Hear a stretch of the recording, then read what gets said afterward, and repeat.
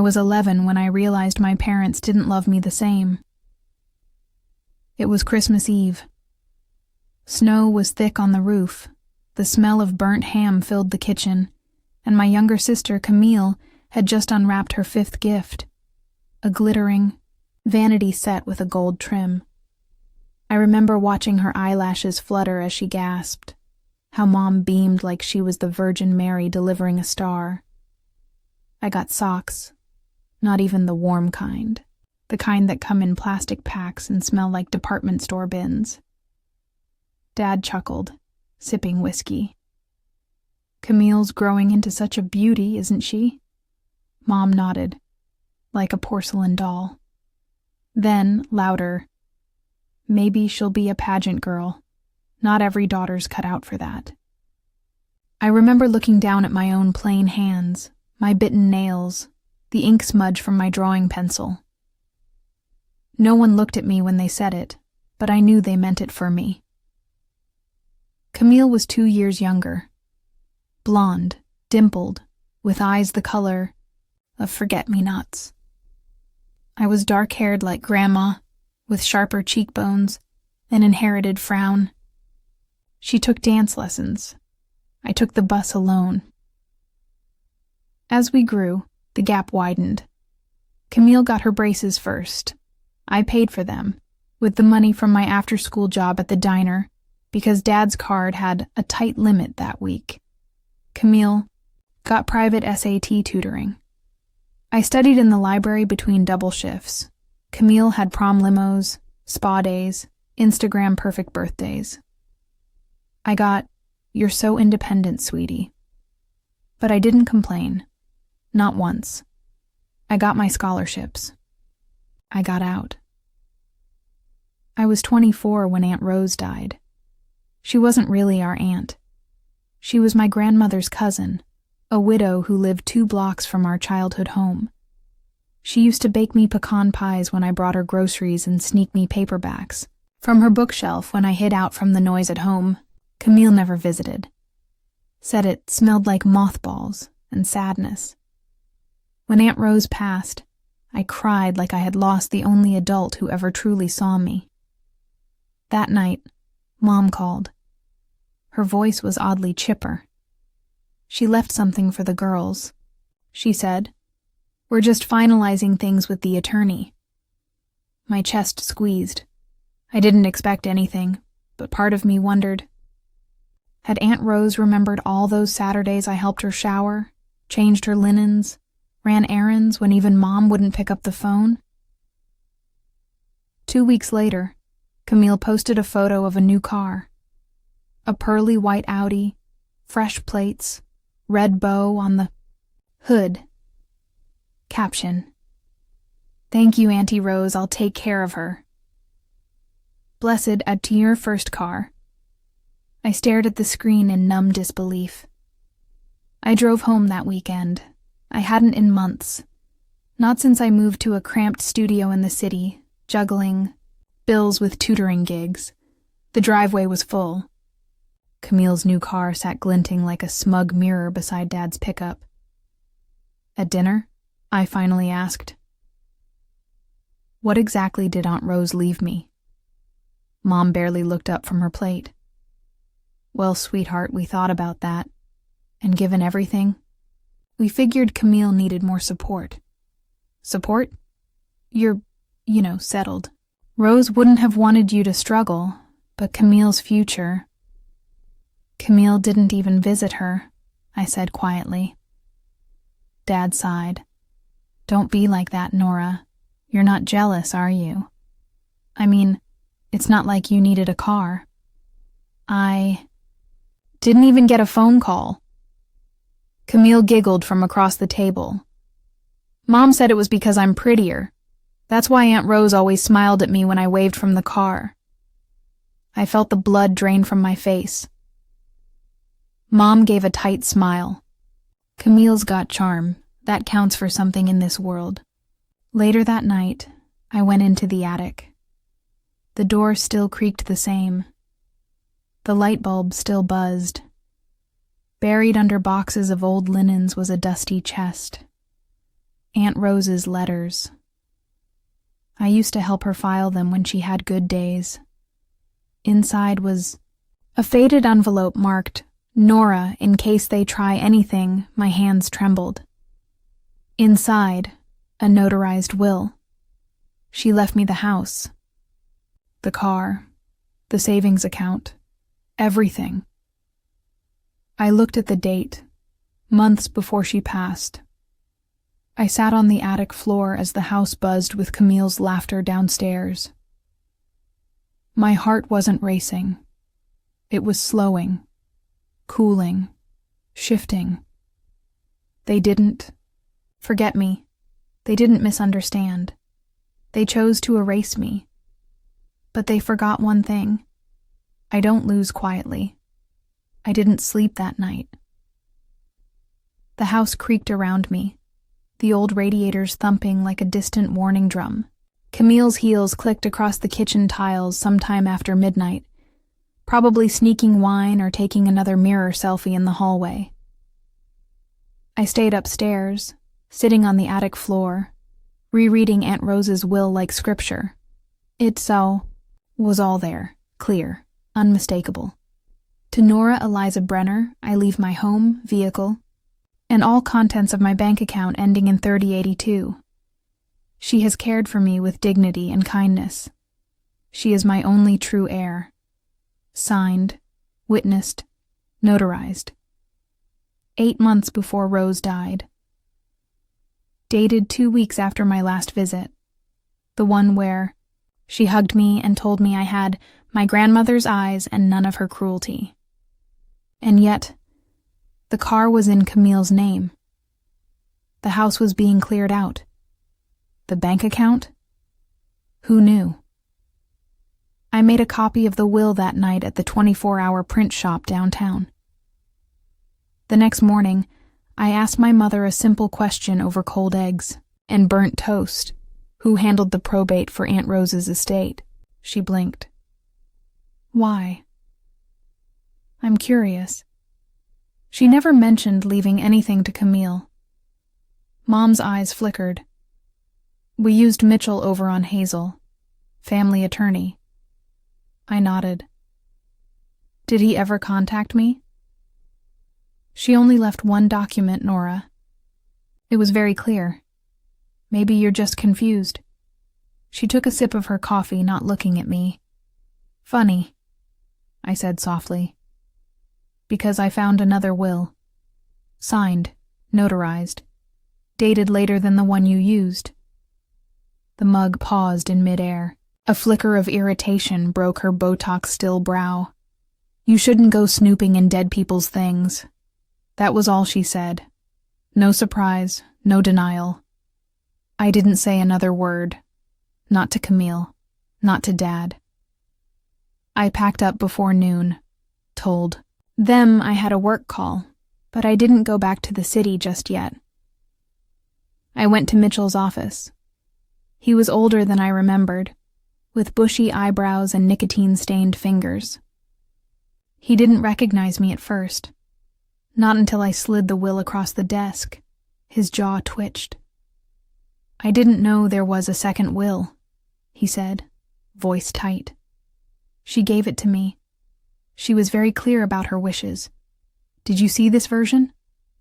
No, he said slowly. The one I filed was dated 3 months earlier. It left everything to her nieces jointly. Your mother brought it in, said it was the latest one found. Did she mention me? She said you weren't in touch anymore. I stared at him. That's a lie. His fingers tapped the desk. Look, if you're right, and this will holds up, the current probate filing is void. You could contest it. I will, I said quietly. I'm not here to argue. I'm here to reclaim what's already mine. That weekend I filed the first motion. Quietly.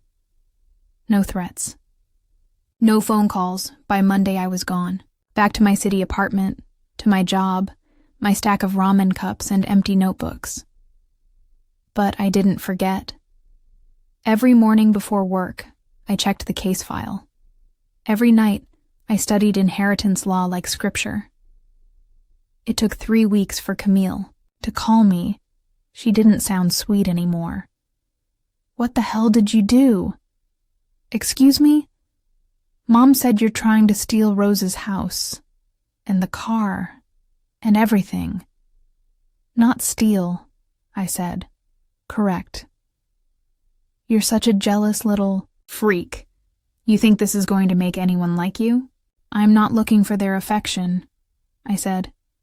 "Just what I was owed." "You're just bitter because you're ugly and nobody ever loved you." There it was. The truth, spoken like venom from a sugar-coated mouth. I didn't say a word. Just let her hang up. I'd already started the title freeze. A month later, I got the email. The court accepted the new will. All assets frozen. Review underway. Inheritance dispute officially open. I didn't tell them. I wanted them to feel it slowly. Camille's next Instagram post was a giveaway. Her caption read, "Sad to say goodbye to my first car, but on to better things." Lemon law. Ugh. I smiled. That was the first thing she lost. Just one. More would follow. The day the car was towed, Camille posted a TikTok with mascara tears and a sad remix of Lana Del Rey in the background. When life keeps testing your strength, but you're still that girl. The comments were sympathetic. "Girl, they can't keep you down. You deserve better than car drama." They didn't know she'd just been served. The probate court sent formal notice to the family. The new will would be honored unless contested with evidence. That evidence didn't exist because the lie was never clever, just convenient. But liars get lazy, especially when they think no one will question them. I returned home the next weekend, not to visit, but to watch. The neighborhood looked the same. Quiet lawns, chipped fences, the same sagging mailbox on Sycamore Lane where Aunt Rose's house stood, empty now. Mom and Dad had already moved Camille in. Curtains in the windows, her fake plants on the porch, her little gold doormat. Welcome, beautiful. They thought it was hers. They thought it would always be hers. I parked across the street and waited. Sure enough, just before sundown, Camille stepped out. Skin-tight leggings, fake lashes, talking loudly on speakerphone. "Yeah," I told Mom, I need the credit card back. She's being dramatic. It's not like I asked her to pay rent or anything. I mean, the house was a gift." She paused. Her eyes met mine. She didn't wave, neither did I. Inside Mitchell's office, I asked for an inventory of Rose's estate contents. He slid a printout across the desk. It wasn't just the house and car. It was furniture, jewelry, a lockbox, and a joint savings account. "She had over 32,000 saved," he said. "You're the only named heir." "Where is it?" "Your mother transferred it. Quietly. Claimed Rose said it could be used for Camille's education." "Did you verify that with the court?" He looked uncomfortable. "It was before we officially filed. At the time, your mother was the only point of contact. We took her at her word." My stomach burned. Not just with anger, with shame. They'd robbed me clean, like I'd never existed. "Can you reverse it?" "We can freeze it. The rest depends on what we recover." I left the office with a copy of the withdrawal slips, each transfer, each forged signature, all traceable. It wasn't just deception, it was fraud. That night I drove to the house. I didn't knock. I walked around the backyard fence like I used to, found the garden I helped Rose plant, now overgrown with weeds and crushed by patio chairs. Her rose bushes, my namesake, had been dug up. In their place, Camille's tanning chair stood there until motion lights blinked on. Camille opened the sliding door, a wine glass in hand. She looked at me like I was a pest. "Why are you here?" I tilted my head. "Do you know what happens to people who forge court documents?" Inigo blinked. "You're bluffing." I didn't smile. I didn't shout. "I'm not here for your reaction, Camille. I'm just checking on what's mine." "You think you're better than me because you have paper?" "She gave this to me." "She gave you a lie," I said. "You just believed it." I left her standing there in the light, clutching her wine glass, staring after me like a shadow she couldn't shake. The next day I filed a second motion. This one wasn't probate-related. It was criminal. Forgery. Misrepresentation. Fraudulent. Transfer of assets. The sheriff's office called to confirm my report. "You've got notarized documents, Ms. Brenner?" "Yes." "Then we'll start the investigation." It wasn't a threat. It was a clock starting to tick. The fallout didn't come immediately. First came the whispers. Neighbors asking why Camille had been seen crying on the porch. A notice on the door from the county clerk's office. A stop payment hold on the furniture cards. Then came the letter from the bank. The savings account? Frozen. And the house? Officially under dispute. Mom called me enraged. "How dare you drag our name through court? Camille has been under so much stress lately." "Good," I said. "She's your sister." "No, she's your favorite." "Nora, tell her to pack." I hung up. The house was mine. But I wasn't done. I hadn't even stepped through the front door yet. The locks were still the same. I didn't need court documents or deputies. Not yet. I had a key. Aunt Rose had given it to me in a tissue paper envelope when I turned 17, said, "In case I forget things someday, you won't." She was already beginning to slip, those small memory stutters that turned into full blackouts, over the next few years, but she hadn't forgotten about me. Not really. Not where it counted. The key still worked.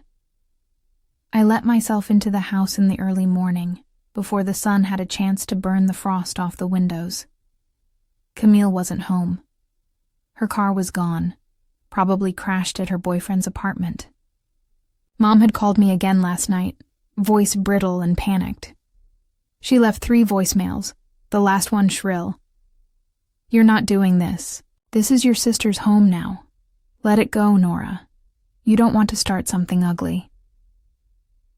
I didn't respond, because it was already ugly, and I wasn't starting it. I was just finishing what they thought they buried. Inside, the house smelled wrong. Gone was the cinnamon and vinegar scent of Rose's cleaning rituals. Now it was all artificial candles, vanilla cupcake, and something sticky sweet and desperate. The antique armchair had been replaced with a neon pink beanbag. Her grandfather clock was unplugged. A ring light sat permanently fixed to the dining table. The china cabinet was empty. That stopped me cold. Rose's teacups, the ones she collected from every country she'd never visited, the ones she made me dust individually on Saturday mornings, were gone. All of them. I scanned the living room. A single Instagram printout was taped to the wall above the fireplace. Camille, posing with a tray of porcelain cups. Caption: "Rebranding my vintage store. Thanks for the heirloom inspo, Rose, Ernie grateful." I swallowed hard. She'd sold them. I walked upstairs to the sewing room. Rose's favorite place in the world, where she used to sit for hours stitching scraps into meaning. Quilts, handkerchiefs, lace sleeves. She once sewed the hem of my prom dress while humming Patsy Cline. The room was still there, but it wasn't hers anymore. The shelves were now cluttered with Camille's fast fashion inventory. Plastic-wrapped bodysuits, rhinestone chokers, peel-and-stick fake nails. But what gutted me was the dress form in the corner, covered in a half-finished gown. My gown. Rose had been sewing it before she got sick. A slow project, one we both knew. I might wear someday if I ever got married or just needed something beautiful that belonged to me. White silk. Hand-beaded bodice. My name still written in chalk at the hem. Now, Camille had added puff sleeves and a corset ribbon. She'd cut the original lace. A tag hung from it. Custom bridal sample, $400 OBO. My hands clenched around the fabric, shaking. She was selling. She'd taken the one thing made for me and tried to monetize it, strip it down, make it hers. That's when I heard the door slam downstairs. Camille's voice drifted up the stairwell, loud and sharp on a call. No, I'm not worried about it. The worst she can do is sue. And honestly, the house is under my name on Zillow, so I don't even care. I stepped out of the room, slowly, quietly. Our eyes met at the top of the stairs. She froze. What are you doing in my house? I think you mean my house. She scoffed. You really think anyone cares about a piece of paper from a dead woman? I didn't blink. The county clerk cared. So did the sheriff's office. Her face cracked. You're bluffing. Try me. Her mouth curled. You're just bitter no one wanted you. You spent your whole life being invisible, and now you're mad the world finally noticed me. You're not noticed, I said. You're tolerated. Camille laughed. It was sharp, hysterical. Then why does everyone still pick me? I didn't answer. I didn't need to. The house was silent, except for the ticking of the unplugged clock. Ticking anyway, like it remembered something the rest of us forgot. I walked out, but I didn't leave empty-handed. In my pocket was Rose's final journal, hidden behind the sewing chest, inside a zippered pouch marked private. And in it, more than words. Photographs, receipts, handwritten letters, a list of her valuables, all signed, all dated, all matching the second will. She'd prepared for them. And now, I had everything. The journal was wrapped in aged floral linen, the corners worn soft like velvet. I didn't open it until I got back to my apartment, back to my own space. The first space I ever paid for, protected, kept sacred. I placed the journal on my kitchen table like it was an artifact. Because in a way, it was Aunt Rose's cursive looped carefully through each page. She had chronicled everything, her health, her grief, her fears about memory loss, her love for me. Camille is charming but cold. I don't say it aloud, but it frightens me how she lies with ease. Nora brings me soup without asking. She remembers the names of my neighbors. She always notices what others forget. If I pass, if they try to steal what is hers, this book will know. And then the entries turned practical. Inventory lists, descriptions of heirlooms, photos of each item taped next to handwritten values, the tea sets, the sewing machine, the antique brooch, the hand-beaded wedding dress. Every page was a time-stamped alibi. There were also bank withdrawal notes, copies of her bank statements, receipts for legal services, even her correspondence with Mitchell, the family lawyer. Aunt Rose had anticipated them. She knew what my mother and Camille would try. She didn't stop them in life, but she made sure they couldn't win in death. The next court hearing came fast. Camille didn't show. Neither did Dad, but Mom did.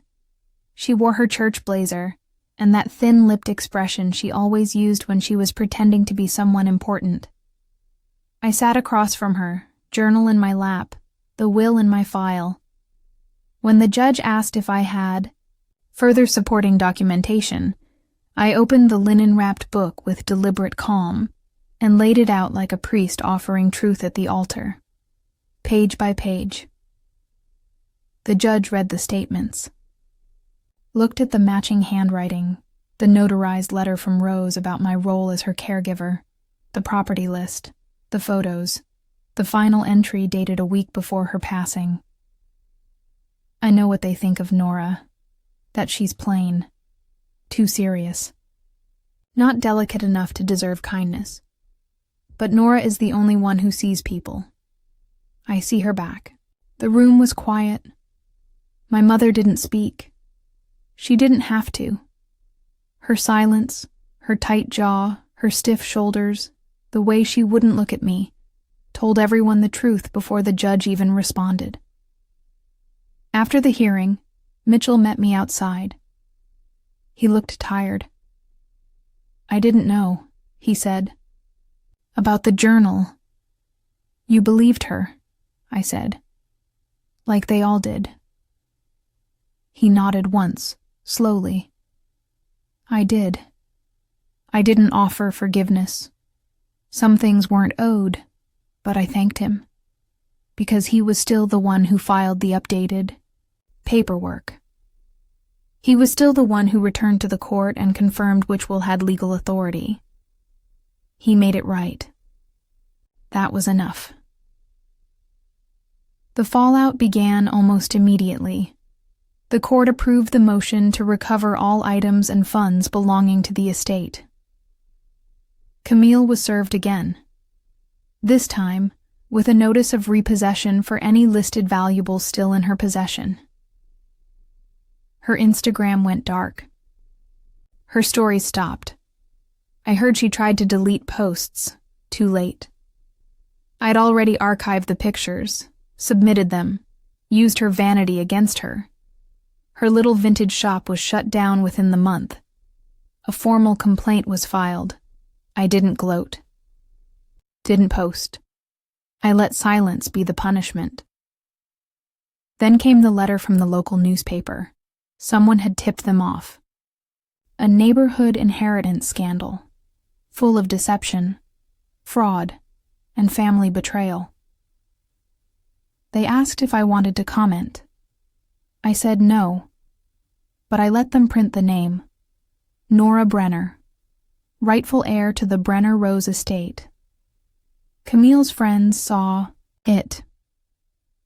So did her followers. So did the school she was trying to transfer to. The article didn't embellish. It simply quoted the court's ruling and highlighted the will.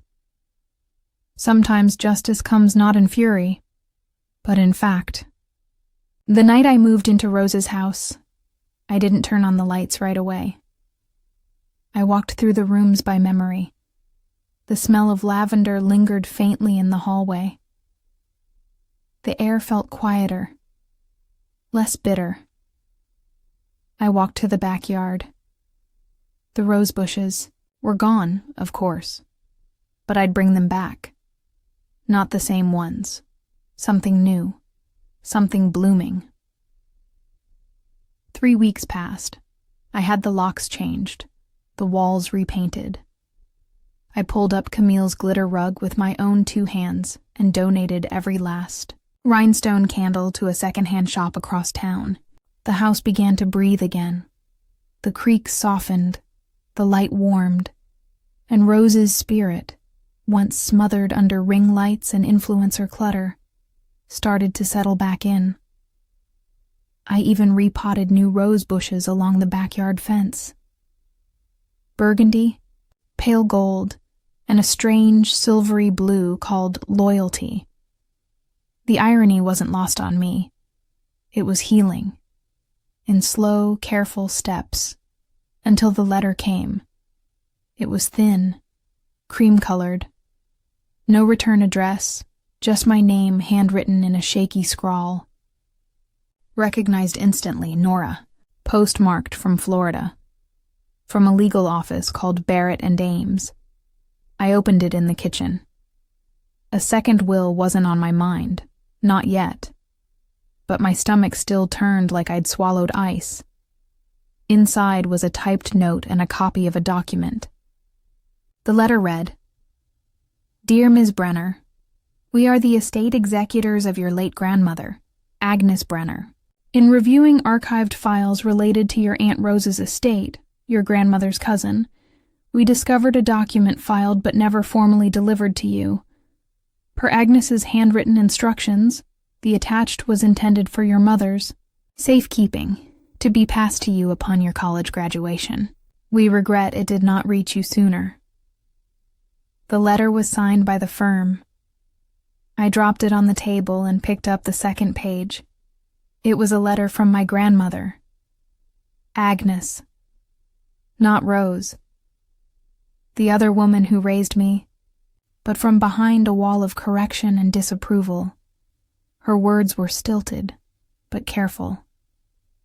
To Nora, if you are reading this, you've made it, in spite of your mother, and maybe even me. I never said much to you growing up. That was my failure. I tried to teach your mother strength, and I taught her cruelty. I tried to teach you quiet, and I forgot to leave room for joy. I didn't understand you, not like Rose did, but I admired you, even when I didn't say so. There is something else I left for you. Something I never told your mother about. I put it in Rose's care. If you're still searching, look beneath the floorboards in the sewing room, left side, closest to the window, under the loose plank with the mark only you would know. You used to trace it with your finger. You told me it looked like a comet. I never corrected you. With love, Agnes. I stood up before I even knew what I was doing. Back at Rose's house, the sewing room still smelled faintly of lavender oil and dust. I dropped to my knees near the old window. The floorboard was still there, long, thin, scratched from Camille's rolling racks. I ran my hand across it until I felt it. The dent. The shallow slash in the shape of a sideways tear. A comet. It pulled up easily. My hands were shaking now. Inside, a small tin box. A velvet ribbon. A key and a checkbook. Not just any checkbook. One from a trust account in my name. Still active. I took it to the bank the next morning. Sat stiff-backed in a chair as the teller typed, paused, looked again. "Miss Brenner," she said, clearing her throat. "This account's been dormant for years, but it still has over $186,000. I blinked. "It was established when you were 14, she added, "by Agnes Brenner, with strict conditions, inaccessible until post-college, unless a death certificate from your legal guardian was filed. No one ever did, and see. I access it now?" She smiled. "It's yours. Fully." Camille had always mocked me for working, for budgeting, for scraping together my life one freelance check at a time while she floated on lies and charm. Turns out I was never poor. I was hidden. Agnes hadn't wanted Mom to touch the money. She didn't trust her. And now, I understood why. Everything they'd ever denied me, I already had. Just not through them. I didn't touch the money for a full week. It sat in that trust account like a question I didn't want to answer. Not yet. I wanted the decision to be mine. Not born of spite. Not shaped by the girl who used to eat dry cereal on the floor of a dorm because her family forgot to send gas money.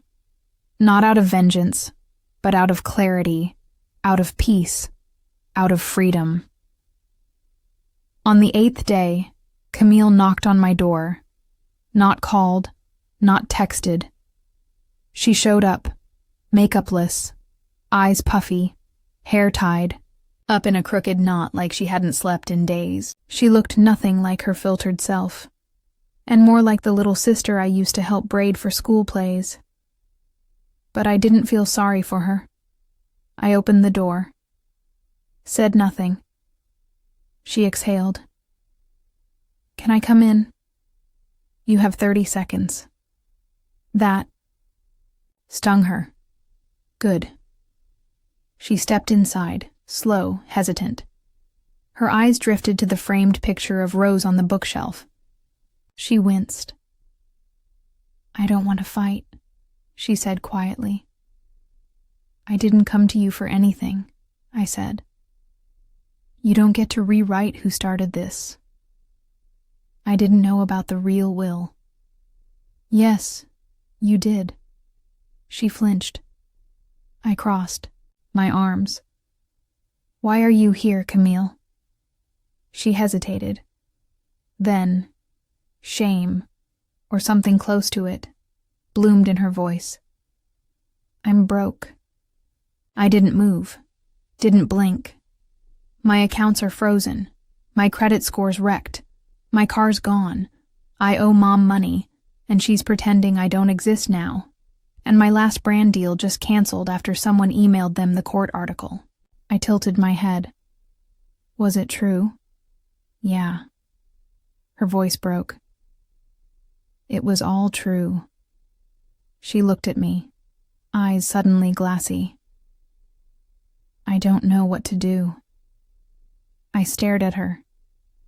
This girl, this woman, who had lived her whole life on cushion and compliments, now crumpled by a reality she'd never prepared for. She wasn't apologizing. She was begging, but she still hadn't said sorry. So I gave her nothing. "Go home, Camille."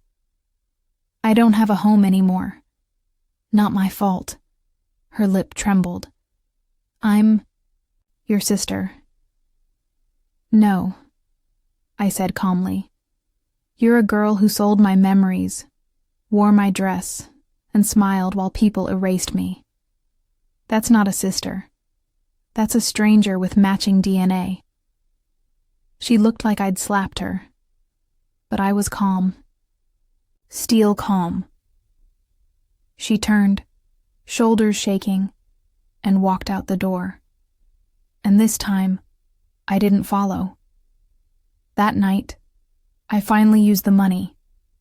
I didn't buy a car. I didn't book a vacation. I made a call. There was a children's literacy nonprofit Rose used to donate to. Small, local, always struggling. I set up a grant in her name, paid for 2 full-time tutors, 3 community book drives, a scholarship fund for girls in foster care. Then I called the town council. Rose's house was old but historic. I offered to turn the front parlor into a reading room, to host small free classes in the garden on weekends. I'd keep the living space private, but the rest open, generous, used, for something real. Weeks passed. The articles faded. Camille disappeared from social media. Mom's number stayed. Blocked. But peace, for once, stayed. I took slow walks through the garden, touching the new buds. I repaired the sewing room window, sanded the shelves. I hung the dress, unfinished, in a glass case near the reading nook, next to Rose's photo. It would never be sold. It was never hers. And it was never mine to wear. But it was mine to protect. The reading garden bloomed by the first signs of spring. Soft pinks, steady yellows, rows of rose bushes reborn from stubborn soil. I'd spent weeks shaping the space, repurposing Camille's old patio set into benches, repainting Rose's porch swing, planting new shade trees beside the fence. Children's laughter echoed through the yard every Saturday now, reading circles hosted by volunteers from the local library. I'd watch from the parlor window, not always stepping in, just knowing it was happening. That was enough. The house had peace again. So did I, or so I thought. She came on a Tuesday, not Camille, my mother. Her car pulled up slow. She wore sunglasses and a scarf, like the past few months had aged her into some tragic actress in a melodrama she wasn't prepared to star in. I met her on the porch. Didn't invite her in. She took off her sunglasses. Her eyes were glassy. "I'm not here to fight," she said. "I don't think you are," I replied. A long silence stretched between us, two women shaped by the same mother, divided by the choices she made and the ones I refused to repeat. "She's living with a friend," she said at last. "Camille." I said nothing. "She won't speak to me. Still nothing. I came to bring you something." That surprised me. She reached into her purse and pulled out a small envelope, yellowed and worn. "She told me never to open it," Mom said softly. "Said it was for you. I wasn't supposed to read it until I understood why you mattered more than beauty." She looked up at me. "I never did. But now..." She handed it to me. "Maybe it's time." She left after that. No apology. No tears. Just silence, and the weight of everything she hadn't said, finally passed on like an heirloom truth. I sat in the sewing room and opened the envelope with care. Inside was a single page, handwritten in Rose's familiar looping script. "To Nora, I did something you may never forgive me for. I told Camille years ago that I had considered splitting the inheritance equally. I told her that I was proud of her too, and that if she ever wanted to grow beyond herself, she could. I wanted her to try, to change. But I also told her that if she continued to lie, to steal, to diminish others, the future I'd offer her would end. I gave her one last chance to choose kindness. She didn't. And so I chose you. Not because you were quieter, not because you were more obedient, but because you were good. I'm sorry if that made you feel like an afterthought. You never were." I folded the letter carefully, put it in the journal, and cried for the last time. That summer, I finished the garden, painted a sign in soft gold lettering, "The Rose Brenner House for Girls Who Dream," in honor of the ones they tried to forget the first. Time I read it aloud, I smiled, not because it hurt, but because it no longer did.